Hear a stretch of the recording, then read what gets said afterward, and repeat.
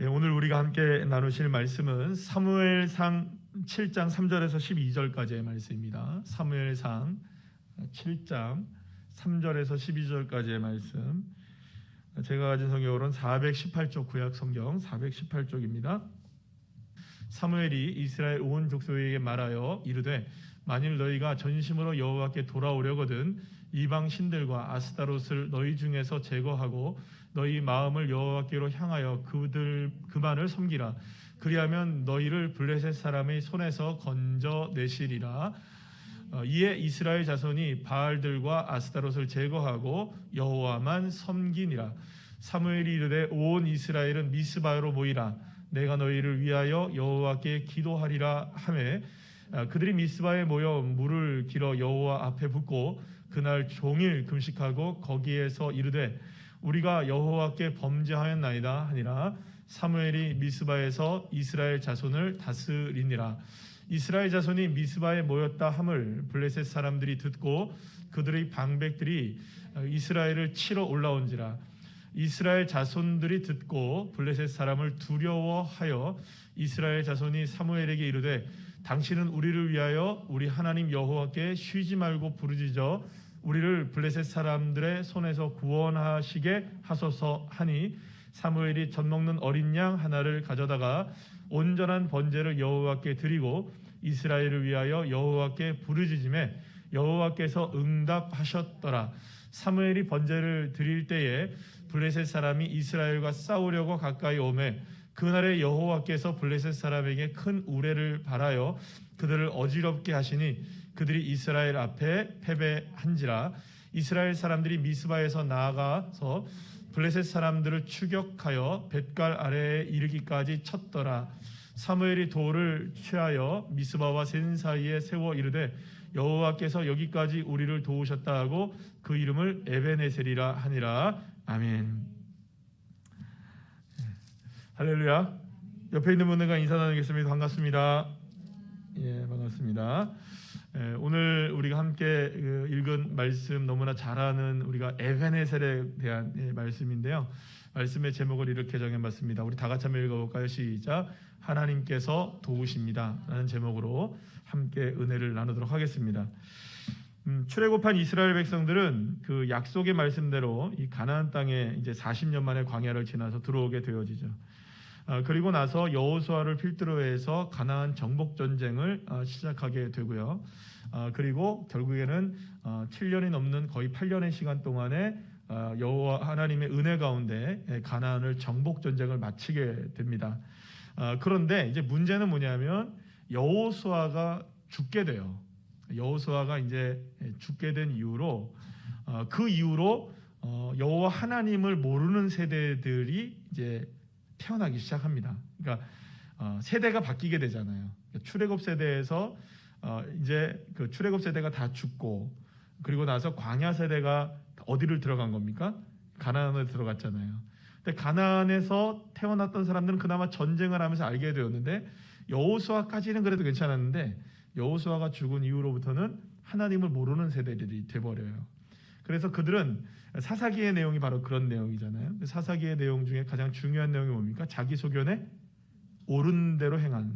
그러니까 자기의 생각대로 행하고 자기가 원하는 대로 그냥 살았던 겁니다. 그러니까 하나님이 누군지를 알겠고 하나님을 섬기기도 했고요. 또 하나님을 향해서 예배도 드리고 다 했습니다. 안 한 건 아니에요. 그런데 중요한 거는 자기의 소견에 옳은 대로 하는 거예요. 예배도 뭐 자기가 마음대로, 섬기는 것도 자기가 마음대로. 그러니까 자기가 중심이 되어서 그러니까 신앙생활 같은 걸 한 겁니다. 그러면서 결국에는 그들은 우상을 섬기기 시작했고 사실은 그래서 결국에는 하나님을 잃어버린 사람들로 살아가기 시작합니다. 급기야 블레셋과의 전쟁이 일어나게 돼요. 전쟁이 일어나면서 블레셋에게 완전히 패배를 해서 한 34,000명 정도가 죽게 되고 심지어는 하나님의 임재를 상징하는 언약궤마저 누구에게 뺏겨버립니까? 이 블레셋에게 뺏겨버려요. 이게 누가 가지고 나간 겁니까? 홈리와 비느하스가 전쟁에 나갈 때 법궤를 가지고 나갔어요. 근데 법궤도 뺏기고 누구도 죽습니까? 홈리와 비느하스도 죽어요. 그의 아버지가 제사장 엘리였잖아요. 근데 그 엘리가 이 소식을 듣고 의자에 앉아있다가 뒤로 자빠져서 목이 부러져 죽게 됩니다. 그리고 이 소식을 듣게 된 그 누굽니까? 비느하스의 아내가 만삭이었는데 바로 그때에 아이를 출산하죠. 그래서 아이를 출산하면서 난산이었어요. 아이를 출산을 했는데 그때 그 아이의 이름을 뭐라고 짓느냐? 너무나 잘 알죠, 여러분들. 따라합시다.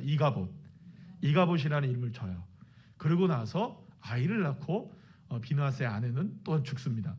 그 이가봇이라는 뜻이 뭐냐? 하나님의 영광이 떠났다라는 겁니다.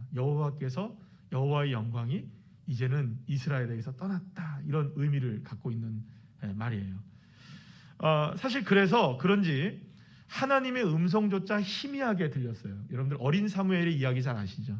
그래서 어린 사무엘이 하나님께서 사무엘아 불렀을 때 이게 도대체 누구의 음성인지를 몰랐어요. 분별할 수가 없었던 거예요. 왜냐하면 하나님의 음성조차도, 하나님의 말씀조차도 희미하게 들려서 좀처럼 귀를 기울이지 않고 좀처럼 영적으로 깨어있지 않으면 하나님의 말씀조차도 구분할 수가 없는 시대.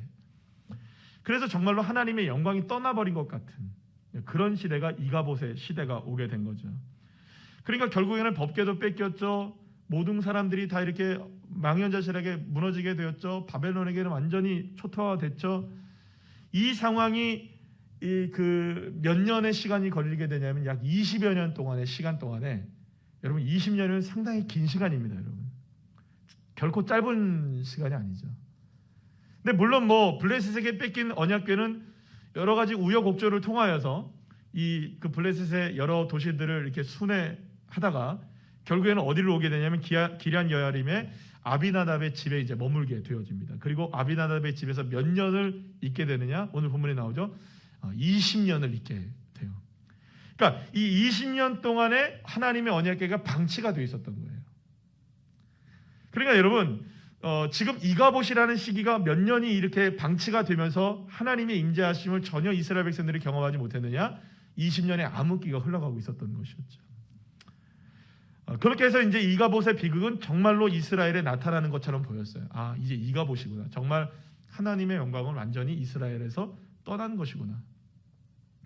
그런데 바로 그때 하나님은 하나님의 영광이 떠난 것이 아니라는 것을 증명해 줄 한 사람을 세우십니다. 그가 누구냐? 우리가 너무나 잘 아는 선지자 사무엘이죠. 이제 사무엘을 통해 하나님은 이가봇의 시대를 끊어버리고 오늘 본문에 나오는 것처럼 따라합시다. 에베네셀의 시대를 여는 사람으로 누구를 세우시냐? 이 사무엘이라는 사람을 세우게 되는 것입니다. 그렇다면 이렇게 영적으로 모든 것들이 침체되어지고 상황이 모든 것들이 암울했고 20년 동안 암흑기를 걸어가고 있었던 이가봇의 시대 속에서 어떻게 사무엘은 이스라엘 백성들을 향하신 하나님의 뜻이 결코 멈추지 않으셨다. 그리고 하나님은 여전히 우리를 위해서 일하시고 계신다. 우리와 함께 계신다는 이 에베네셀의 하나님을 어떻게 체험하게 하였느냐. 오늘 본문을 통해서 우리가 함께 그것을 함께 찾아보려고 우리 함께 살펴보려고 하는데요. 첫 번째는 뭐냐면 처음으로 이 사무엘이 외쳤던 건 뭐냐면 따라합시다. 전심으로 여호와께 돌아오라. 그러니까 하나님을 향하여서 전심으로 돌아오라라고 외쳤던 거예요. 사무엘상 우리 7장 3절 말씀 우리 다 같이 한번 읽어볼까요? 시작. 사무엘이 이스라엘 온 족속에게 말하여 이르되 만일 너희가 전심으로 여호와께 돌아오려거든 이방 신들과 아스라롯을 너희 중에서 제거하고 너희 마음을 여호와께로 향하여 그만을 섬기라. 그리하면 너희를 블레셋 사람의 손에서 건져내시리라. 아멘. 여기서 여러분들 돌아오다는 말이 있어요. 돌아오다. 여러분 혹시 에스더서를 배우신 분들은 에스더가 아닙니다.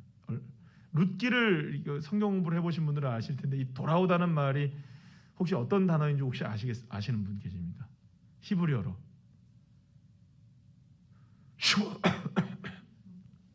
어떻게 하셨어요? 슈보 어떻게 하셨어요? 힌트를 정말 순간적으로 잘 맞추시네요, 그죠? 이렇게 했는데 전 기침했는데. 따라합시다. 슈브. 이 슈브라는 단어예요. 이 슈브라는 단어는 굉장히 성경에서 많이 나오는 단어예요. 약 1000번 정도 이상이 나와요. 구약 성경에서만. 그러니까 굉장히 중요한 단어겠죠. 굉장히 많이 나오는 단어니까 하나님은 계속해서 뭐 하라고 말씀하시는 겁니까? 돌아오라, 돌아오라, 돌아. 그래서 이 슈브라는 단어가 이게 돌아오다는 단어 마치 이제 발자국 소리 같은 느낌이 들어요. 예, 이렇게 우리 보면 이렇게 뭐랄까 이렇게 뽀드득 뽀드득 소리 나기도 하고 이게 흙을 밟으면 푹푹 소리 나잖아요, 그죠? 예, 슈. 저만 그렇게 느끼나요? 그래서 사실은 이 슈브가 이 돌아오다는 게 발자국으로 이렇게 돌아오는 걸 얘기해요. 걸어갔던 대로 다시 돌아오는 걸 얘기해요. 그런데 이 슈브는 그냥 돌아오는 걸 이야기하는 게 아니라 근본으로 아주 처음으로 완전하게 회복되는 걸 이야기해요. 그래서 여러분 룻기에서 나오미가 어떻게 합니까, 여러분? 자기가 떠났던 베들레헴으로 돌아오죠. 그게 슈브예요. 그러니까 떡집으로 다시 돌아오는 것. 네, 할렐루야. 이 돌아오는 게 원래의 자리로 다시금 돌아오는 게 이 슈브란 말이에요. 자, 그런데 그러니까 이 모든 것을 다시 새롭게 시작하라는 것을 선포하고 있는 거예요. 지금 이제 사무엘이 이스라엘 백성들 향해 여호와께로 돌아오라라고 했던 것은 그저 그냥 몸만 이렇게 틀라는 말이 아니라 자신의 삶의 모든 것을 근본으로 다시 누구에게로 돌아오라. 전심을 다해서 내 마음을 다해 뜻을 다해 성품을 다해 하나님을 향해 그 존전 앞에 서 있으라라는 말이에요. 그러기 위해서 이스라엘 백성들이 뭘 해야 했었냐면 바로 이방의 신상을 버려야 됐습니다. 그게 가장 급선무였던 거예요. 그러니까 내 안에 우상들을 무너뜨리는 것으로부터 무엇이 시작되느냐? 주님께 돌아오는 슈브가 시작되는 거예요. 여러분 말이 나왔으니까 룻기를 한번 생각해 보죠. 나오미와 엘리멜렉이 왜 베들레헴을 떠났나요? 기근 때문에 떠났어요. 가지 말아야 어디로 간 겁니까? 모압 땅으로 간 거예요. 이스라엘 백성은 이스라엘 땅에 살아야 돼요. 이방 땅에 살면 안 돼요. 근데 뭘 먹으러 간 겁니까? 기근으로 인하여 먹을 게 없으니 먹을 걸 찾아 떠난 겁니다. 여러분, 그러니까 그들에게 우상은 무엇이었을까요? 엘리멜렉과 나오미에게 우상은 곡식이었던 거예요. 먹을 것이었던 거예요. 그런데 알고 보면 우리도 모두가 다 이런 것들이 다 있습니다. 어떤 사람에게는 물질이 우상이고요, 어떤 사람에게는 자녀가 우상이고, 어떤 사람에게는 건강이 우상이고요. 우리 중에 우상을 쫓지 않는 사람은 아무도 없습니다. 아니, 나 우상 안 섬기는데요. 천만의 말씀이에요. 주님 앞에 서보십시오. 주님 외에 사랑했던 모든 것들은 우상이거든요. 들을 게 있는 자는 깨달으시기를 축복합니다. 그래서 여러분, 우상을 깨트리는 것으로부터 슈브가 시작돼요. 주님께로 돌아오는 발걸음은 무엇으로부터 시작되느냐? 회개로부터 시작되는 거예요. 하나님보다 나를 더 의지하고 살았던 것, 내 생각과 내 판단을 더 앞세웠던 것, 그게 슈브의 시작이고 회개의 시작인 것이죠. 회개 없이 돌이킴 없고, 이 돌이킴 없는, 이 회개 없는 이 돌이킴은 다 가짜입니다. 돌이키는 그곳에 하나님은 모세를 향해서 뭐라고 얘기하냐면 네 신 벗어라라고 얘기하십니다. 돌이켜 왔으면 벗어야죠. 여전히 뭘 신고 있는 겁니까? 나의 신은 신고 있는 거예요. 사랑하는 여러분, 내 신 벗으면 주님이 역사하십니다. 내 신 벗으면 내 손에는 주님의 지팡이가 들려지게 되고요. 믿으십니까? 하나님의 축복은 내 것을 내려놓고 돌아오는 사람에게 주어지는 놀라운 은혜입니다. 그런데 사무엘은 여기에서 돌아오라고 말하면서 또한 무슨 말씀을 하냐면, 따라합시다. 여호와께로 향하라, 이런 말이에요. 향하라. 여기서 향하다는 말의 히브리어는 쿤이라는 말인데요, 이거는 확 이렇게 되는 겁니다. 뭘까요 이게? 쿤. 약간 슈브는 이렇게 걷는 것처럼 느껴지잖아요. 쿤 여기다 박아버리는 거예요. 그냥 확 고정시켜버리는 거예요. 그러니까 확고하게 고정되어 있는 것을 쿤이라고 얘기를 해요. 그러니까 더 이상 돌이켰으면 다른 데 바라보지 않고 누구만 바라보겠다. 여호와 하나님을 향하여서 내 인생의 닻을 견고하게 고정시키겠다. 할렐루야. 이게 향하는 거예요. 그게 여호와께로 돌아오는 삶인 거죠. 그러니까 여호와께로 돌아왔다면, 돌이켰다면 내 신을 벗고 그리고 여호와 하나님 앞에 내 인생의 닻을 콱 내려버리는 것, 이게 돌아오는 것입니다. 사랑하는 여러분, 저와 여러분이 여호와께로 돌아오게 되는 은혜가 있기를 축복합니다. 아니, 벌써 여호와 하나님께 돌아와 계신 줄 믿습니다. 더 여호와 하나님 앞에 돌아오셔야 됩니다. 사무엘은 두 번째로 뭐라고 얘기하냐면, 오늘 5절 말씀에 한번 볼까요? 5절 말씀 우리 다 같이 한번 읽어봅시다. 시작. 사무엘이 이르되 온 이스라엘은 미스바로 모이라. 내가 너희를 위하여 여호와께 기도하리라 하매. 사무엘은요, 미스바로 모이라라고 얘기합니다. 따라합시다. 모이라. 이 모이라는 말은요, 아가봇을 에베네셀로 바꾸기 위한 모임을 이야기합니다. 그러니까 지금 돌아오라고 말한 사무엘은 다시금 뭘 하라고 말합니까? 모이라라고 얘기하는 거예요. 그러니까 돌아와서 흩어져 있지 말고 모여 있으라는 거예요. 그러니까 슈브와 쿤이 되었다면, 그러니까 주님 앞으로 돌아오고 주님께 향해 있다면 결국에는 모여 있어야 된다는 겁니다. 누구 앞에? 하나님 앞에. 특별히 오늘 여기는 누굽니까? 미스바예요. 그 미스바는 어떤 의미를 갖고 있는 단어냐면 망대라는 의미입니다. 망대가 뭐죠, 여러분? 뭔가 이렇게 바라보는 곳이죠. 이렇게 뭔가 이렇게 조망하고 조명하고 뭔가 이렇게 내가 시야를 이렇게 똑바로 바라보는 것, 살피는 곳이 미스바예요. 그러면 여러분, 미스바에는 뭘 살펴보는 곳일까요? 돌아와서 누구에게로? 하나님에게로 향하는 곳이 미스바인 거예요. 그래서 미스바에 돌아오지 않으면, 미스바에서 모여 있지 않으면, 그러니까 모여서 뭘 하라는 겁니까? 하나님을 향하고 하나님께 돌이켜서 모이지 않는다면 사실은 진정한 에베네셀이 이루어지지 않는 거예요.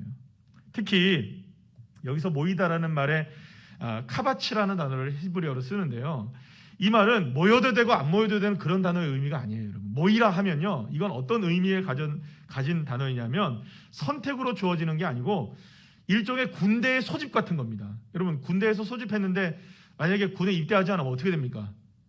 영창 갑니다. 감옥 가요. 그런 걸 얘기하는 거예요. 특히 이 단어는 어디에서 또한 쓰이게 되냐면 예배로 모이다 할 때 단어도 이 단어를 써요. 또 흩어진 백성들을 하나님께서 부르실 때도 이 단어를 써요. 그러니까 와도 되고 안 와도 되는 단어가 아니라 명령처럼 주어지는 모이는 것입니다. 사랑하는 여러분, 모이는 것은 명령입니다.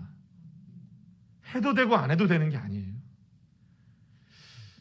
늘 언제나 제가 지금 마음에, 여러분들도 그렇고 저도 그렇고 모두가 다 우리 그리스도인으로서 살아가면서, 현대사회에서 살아가면서 교회 생활이라 하죠. 우리 신앙생활, 교회 생활을 하면서 제일 어려운 점이 하나가 뭐니까 모이는 거잖아요. 시대가 점점 더 이렇게 개인화되어지고 개인주의가 되어지면서 모이는 게 점점 더 어려워졌잖아요. 그리고 또 이 코로나로 인하여 더 어려워졌잖아요. 그래서 모이라고 하면 싫어해요, 사람들이. 뭔가 이렇게 모이는 걸 싫어해요. 근데 여러분, 성령으로 충만했던 초대교회는 끊임없이 모였어요. 근데 이 사람들이 모이는 게 쉬워서 모였느냐? 아니에요, 여러분. 초대교회 사람들이 모이는 게 쉬웠을까요? 잡혀가요. 모이면 잡혀가고, 모이면 깨지고, 모이면 흩어지게 될 수밖에 없는 상황들이 펼쳐짐에도 불구하고 이들은 모이는데 힘썼어요. 사도행전 2장 46절 말씀 볼까요? 시작. 날마다 마음을 같이하여 성전에 모이기를 힘쓰고 집에서 떡을 떼며 기쁨과 순전한 마음으로 음식을 먹고. 또 한번 읽어볼까요? 시작. 모이기를 패하는 어떤 사람들의 습관과 같이 하지 말고 오직 권하여 그날이 가까움을 볼수록 더욱 그리하자. 초대교회 성도들은 끊임없이 모이기를 힘썼는데 어떤 사람들은 모이기를 패하려고 했던 것입니다. 그러나 성경은 분명하게 얘기합니다. 모이기에 힘쓸지언정 모이기를 패하는 사람과 같이 하지 말라. 명확합니다. 이거는 그래도 되고 안 돼도 되는 이런 이야기가 아닙니다. 모이는 데는 힘을 써야 합니다. 사랑하는 여러분, 선교회도 모이는 데 힘쓰셔야 되고요, 순모임에도 힘쓰셔야 됩니다. 힘쓰셔야 돼요. 예배의 모임은 더할 것 없고요, 여러분. 코로나19로 인해서 모이기가 어려워진 상황 속에서 사실은 교회의 모임, 예배 많이 해체가 됐어요. 지난주에 우리 신문을 교계 우리 교단 신문을 보니까 우리 그 총신대학교의 이제 신학자들 이렇게 교수님들이 성명서를 냈어요. 이게 뭐냐하면 위드 코로나 시대를 통해서 이제 빨리 교회가 회복돼야 되는데 어떻게 방향성을 설정해야 되느냐, 이런 성명서를 냈는데 그 성명서 가운데 하나가 뭐냐면 모이기를 패하는 자들의 어떤 사람들과 같이 하지 말자. 뭐 하라는 겁니까? 절대적으로 모이자는 겁니다. 사랑하는 여러분, 성도들은 어쨌든 모여야 합니다. 모여야 합니다. 그러니까 이 말은 우리가 오해하시면 안 됩니다. 뭐 우리가 방역을 하지 말고 우리가 뭐 이거 하지 말고 저거 하지 말라는 얘기가 아니에요, 여러분. 그런 얘기. 이번에 여러분들 그거 천안에서 있었던 집단 감염 있잖아요. 그것도 온전한 교회 아닙니다, 여러분. 종교 집단입니다. 그런 교회는 그 공동체 생활하고 그런 거 거기 또 문제 많은 데더라고요, 보니까. 그러니까 그거 오해하시면 안 돼요. 문 사람들한테 얘기하면 그 교회 건강한 교회 아니야 이렇게 얘기하시면 돼요. 어쨌든 여러분 모여야 역사가 이루어집니다. 모여야 돼요. 모여야. 그러니까 작은 모임 하나라 할지라도 여러분 소홀히 여기지 마시고 정말로 그 모이기에 힘쓸 때 예배의 자리든 어떤 뭐 순모임이든 우리 뭐 선교회든 어떤 기도회든 뭐 어떤 전도 모임이든 어떤 모임이든지 여러분 모이기에 힘쓰실 때 하나님은 그곳에서 역사하시는 줄 믿으시길 바랍니다.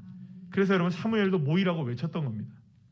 그리고 이스라엘 백성들이 모이는데 순종했을 때 미스바는 영적 대각성 부흥의 시작이 되는 곳이 됩니다.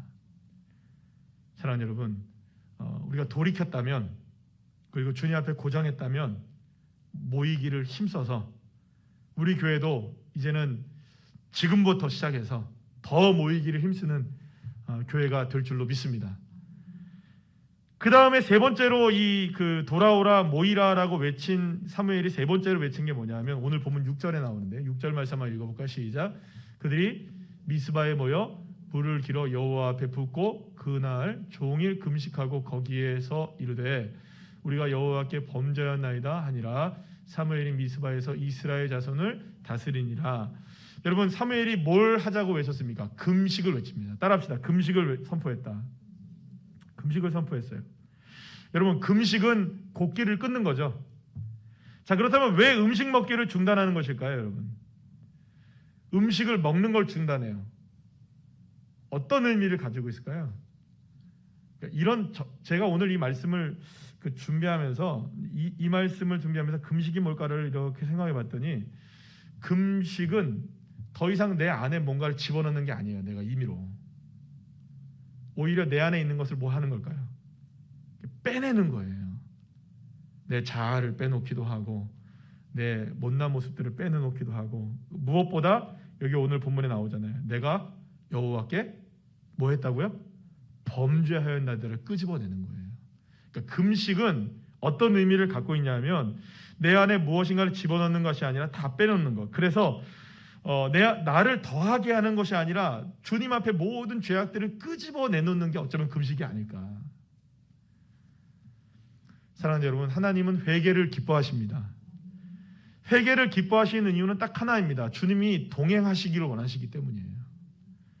최우선적으로 이루어져야 할 것이 깨끗함과 정결함입니다. 이번에 다니엘 기도회 때 고성준 목사님이 아마도 제가 생각할 때는 21일 동안의 다니엘 기도회 동안에 고성준 목사님의 말씀을 통해서 한국의 15,000교회 목회자들이 굉장히 도전을 받았을 거라는 생각이 들어요. 그러니까 아마도 21명 모두가 다 도전을 받았지만 특히 목회자들에게의 도전은 고성준 목사님의 말씀은 정말 갑입니다. 그러니까 정말 우리에게 목회자들에게 하나님께서 말씀하시는 말씀 같았어요. 뭐냐 하면 하나님이 도대체 일할 수 있는 필드를 만들어야 되지 않겠느냐. 그러면 뭐 해야? 너 정결해야지. 그 한 말씀이 여기 가슴에 저한테 훅 들어왔어요.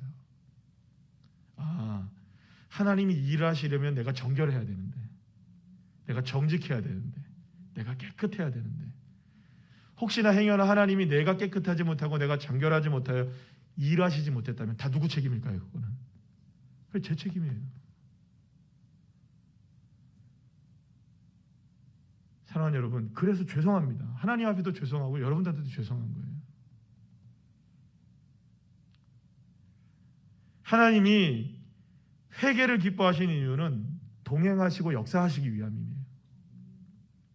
주님이 동행하시고 역사하시기를 원하시는데 깨끗한 사람이 안 되면 하나님이 함께 하실 수가 없는 거예요. 사랑하는 여러분, 그래서요, 이가봇을 에베네셀로 바꾸고 임마누엘로 바꾸는 출발점은 회개로부터 시작됩니다. 그리고 이것은 성경이 증명하는 거예요. 어제 이제 우리 제자훈련 7기가 이제 줌으로 시작이 됐는데요. 굉장히 열심히 하더라고요. 마지막에 어땠냐 하니까 너무 늦어가지고 피곤하대요.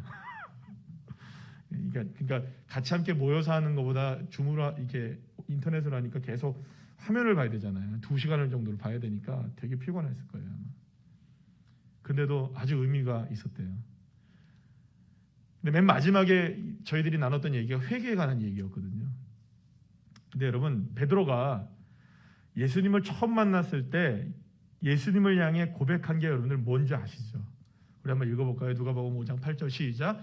시몬 베드로가 이를 보고 예수의 무릎 아래에 엎드려 이르되 주여 나를 떠나소서 나는 죄인이로소이다. 사랑하는 여러분, 제자의 출발점이 어딘 줄 아십니까? 죄인임을 고백하는 것으로부터 시작돼요. 회개로부터 시작되어야만 주님과의 동행이 가능해지는 거죠. 그리고 놀라운 것은 하나님은 회개하는 자를 너무나 사랑하신다는 거예요. 그리고 회개를 기쁘게 하는 사람을 하나님은 즐거워하십니다. 그리고 도우십니다. 그래서 여러분, 죄를 짓지 않는 것도 굉장히 중요한 일인데요. 더 중요한 것은 회개를 즐거워하는 것이죠. 제가 어제도 그런 말씀을 이제 제자 훈련하면서 그런 얘기를 했는데 다들 멍하더라고요. 여러분들한테 제가 그런 비유를 드렸는데 기억나시는지 모르겠습니다. 여러분, 집안에 다 쓰레기통, 휴지통이 다 있죠? 다 있습니다. 그러면 그 쓰레기통은 깨끗한 쓰레기통이어야 될까요? 더러운 쓰레기통이어야 될까요? 여러분들 집에 있는 쓰레기통이 깨끗해야 될까요? 그 쓰레기통은 더러워야 될까요? 깨끗해야 하는 것이 쓰레기통입니다. 쓰레기를 버려도 쓰레기통은 깨끗해야 합니다. 왜 그럴까요? 쓰레기가 아무리 모여있다 할지라도 그것을 더럽게 하는 순간 온 집안이 다 더러워지는 거예요. 그래서 가장 깨끗하게 관리해야 될 곳이 어디냐? 더러운 곳이 모이는 쓰레기통이나 화장실, 변기, 그잖아요? 아닙니까 여러분?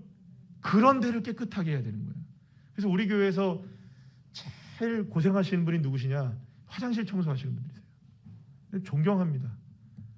감사합니다. 그분들이 제일 더러운 곳을 깨끗하게 하시는 일을 하시잖아요. 근데 그분들이 없으면 안 돼요.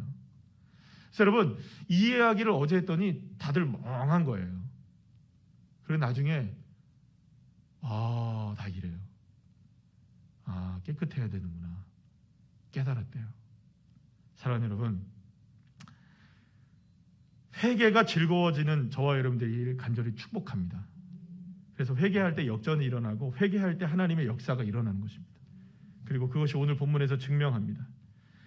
이스라엘 백성들이 미스바에 모여서 금식하며 모였다는 소식을 들은 블레셋 사람들은 20년 동안 이스라엘을 꼼짝 못하게 했던 것을 생각하고 이스라엘을 치기 위해서 미스바로 전진해 나갑니다. 그런데 바로 그때 이스라엘 백성들에게 놀라운 변화가 일어납니다. 8절 말씀 한번 읽어볼까요? 시작. 이스라엘 자손이 사무엘에게 이르되 당신은 우리를 위하여 우리 하나님 여호와께 쉬지 말고 부르짖어 우리를 블레셋 사람의 손에서 구원하게 하소서 하니.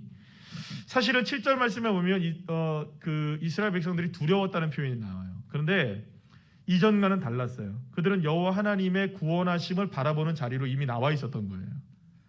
두려웠지만 두려움에 떨지는 않았던 거예요. 이게 대단히 중요하죠. 그리고 사무엘과 함께 쉬지 않고 기도하기 시작합니다. 여기서 우리는 기도가 가장 먼저가 아니었다는 사실에 여러분들 주목하셔야 됩니다. 이 말은 기도가 최우선이라는 말이 아니라는 말이 아닙니다. 중요한 것이 있다는 거예요. 기도보다 더 중요한 게 있다는 거예요. 여러분, 기도 중요합니까? 안 중요합니까? 중요합니다. 그러나 돌아오는 것, 주님께 향하는 것, 모이는 것, 회개하는 것, 그리고 기도하는 것이죠.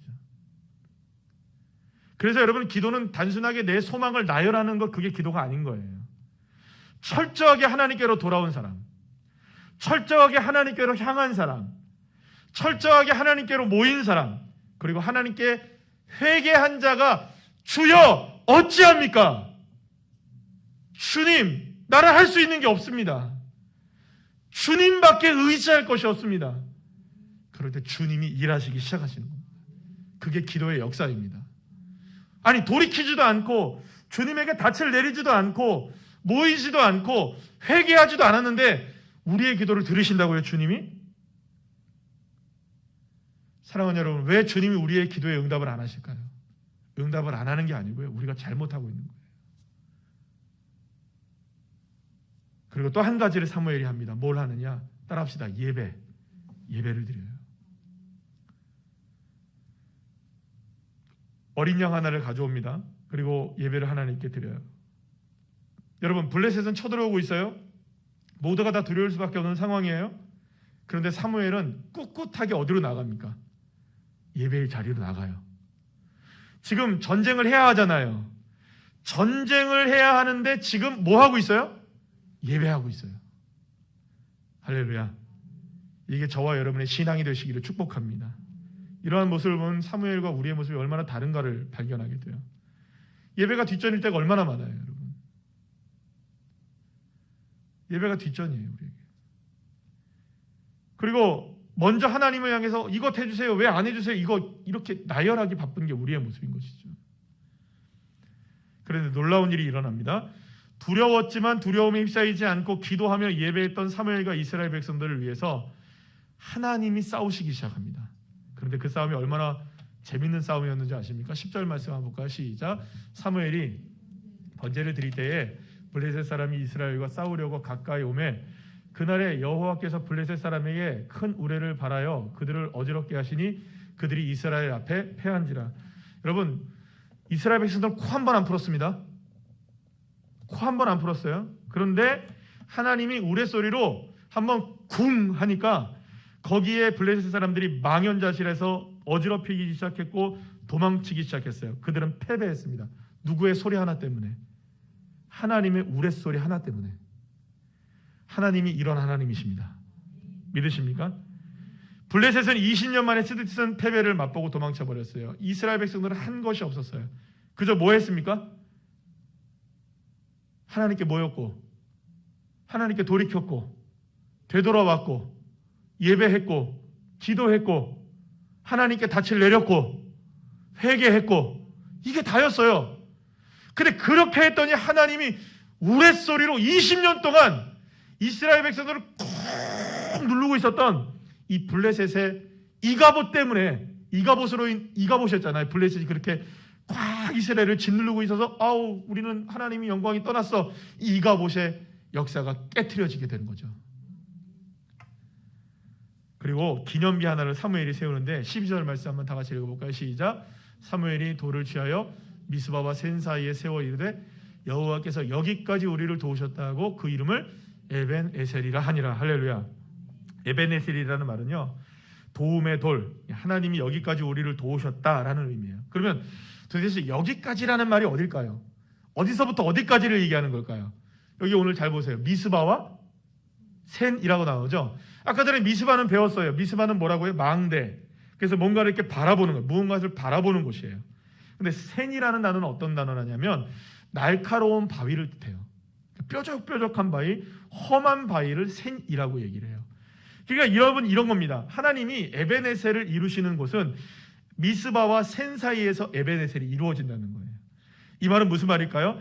제 아무리 날카롭고 험난한 바위가 뒤덮인 곳이라 해도 그곳에서 하나님을 바라보고 하나님을 갈망하며 하나님을 향하고 하나님께 돌이키고 하나님께 모이고 하나님께 기도하고 하나님께 예배하면 하나님이 그곳에서부터 돕기 시작하신다는 거죠.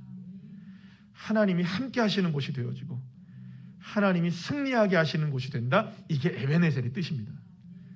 중요한 것은 이스라엘 백성들이나 사무엘은 결코 승리를 갈망하지 않았어요. 그저 주님께 돌아왔고 주님을 향했고 주님께 기도했고 주님께 예배한 것이 전부였어요. 그런데 자동적으로 무엇이 따라옵니까? 승리가 따라와요. 하나님의 우레소리 한 번으로 20년 동안 묶여 있었던 패배자의 자리에서 승리자의 자리로 역전되어집니다. 사랑하는 여러분, 우리에게도 이런 역전은 반드시 일어납니다. 그럼 어떻게 해서 이런 역전이 일어날 수 있나요? 어쩌면 우리의 삶을 지금껏 20년 동안 꼼짝 못하게 하고 우리의 삶을 묶어놓은 것들이 있을지도 몰라요. 어쩌면 이스라엘의 모습이 그랬을 수도 있고 우리의 모습이 그랬던 것이죠. 이가봇의 모습일 수도 있어요. 아니, 하나님의 영광이 떠난 것 같아. 더 이상은 소망할 수가 없어. 그리고 우리의 인생을 돌아보면 험난한 뾰족뾰족한 바위 같은 이 샌과 같은 것이 우리에게 펼쳐져 있을 수도 있어요. 그러나 오늘 이 시간 그 샌을 하나님의 역사로 바꿔내실 분이 주님이십니다. 사랑하는 여러분, 여러분들에게 하나님의 우레소리가 필요하십니까? 그래서 우리가 역전되시기를 원하십니까? 그러면 주님께 슈브하십시오. 돌아오셔야 합니다. 돌이켜야 됩니다. 그리고 주님을 향해야 됩니다. 회개하고 기도하고 예배하며 모여야 합니다. 그리고 그것이 바로 미스바의 자리인 것입니다. 그래서 미스바는 어떤 자리를 얘기하느냐? 주님께로 돌이킨 자리, 주님을 향한 자리, 회개한 자리, 모인 자리, 기도하는 자리, 예배하는 자리, 이 자리가 미스바인 것이죠. 그리고 그 미스바에 있을 때에 하나님은 우레소리를 바라셔서 20년 동안 묶어 놓았던 이가봇을 에베네스로 바꾸시는 겁니다. 그렇게 해서 우리의 삶에도 역전이 일어나기를 간절히 축복합니다. 승리하게 하시는 에베네셀의 축복의 주인공이 바로 오늘 이 밤에 저와 여러분 되시기를 간절히 축원합니다.